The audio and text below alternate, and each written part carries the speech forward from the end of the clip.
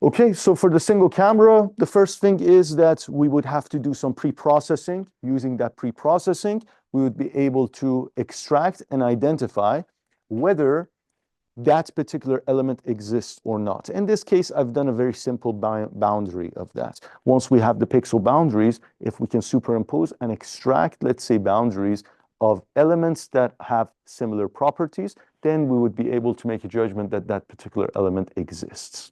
Okay? So this is the pre-processing. The second step is the registration. The first thing is that you need some features, okay, that you match between them. Once you have these features that are matched, in the case of Colmap, it uses a methodology called scale invariant feature transform. What it really does is it basically blurs it 4 times, and it scales it in 4 different directions and sees which one of these pixels does not change. Those are the scale invariant features. And then those are not going to change if you basically take a photo here and then move and take another photo there of the same scene. And that's how it would be able to actually match it together through some nearest neighbor search or whatever other search that it's going to be using. Once it has that, then it can actually go and recover the transformation parameters between this camera orientation and the other camera orientation. Okay? And this is in effect what we're doing here. But as you can see, this problem is not easy to solve, right? You have a model that is not really photorealistic, and you want to find features that exist in the image. This by itself is a huge problem to solve.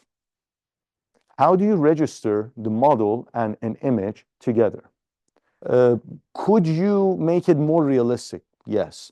But could you actually do a full-on, let's say, identification of features that are going to match between them directly? It's not going to be easy. Doesn't mean that it's not possible, but it's not going to be easy. In this case, you might want to resort to some manual method to be able to do that and then take it from there. Problem with images is, and this is something that's in the field information modeling course, you're going to have actually a reading break activity that is going to do this, and you're going to be doing this yourself manually.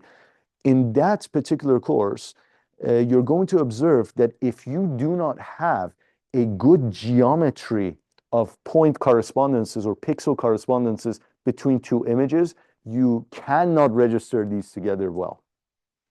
In images, it becomes very sensitive to that. That's why that doesn't mean that if you have a perfect control point and a very high resolution image, that you cannot necessarily do that. In order to essentially register them for the image, if it's 2 images and you get the fundamental matrix, you need 7-point correspondences. And if you have the calibration parameters, you need 5-point correspondences. So that's sufficient to solve it. The problem is that those point correspondences need to be very accurate, okay? That's why in Colmap, if you take a look at it, you have many features, okay? And this is one distinction between, let's say, computer vision and let's say, photogrammetry.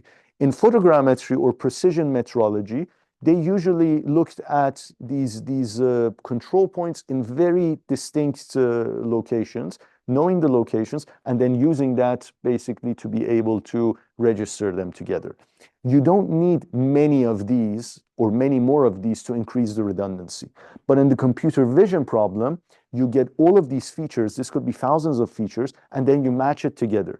This way, because of the high redundancy, you're going to be getting a very accurate solution at the end. So you don't necessarily need those pixels, all of them, to be very, very accurately defined. Okay, so that's the difference between that. So the more points correspondences you have, the more redundancy you're going to be having, and the better the geometry of your point correspondences is going to be. It's going to contribute to a better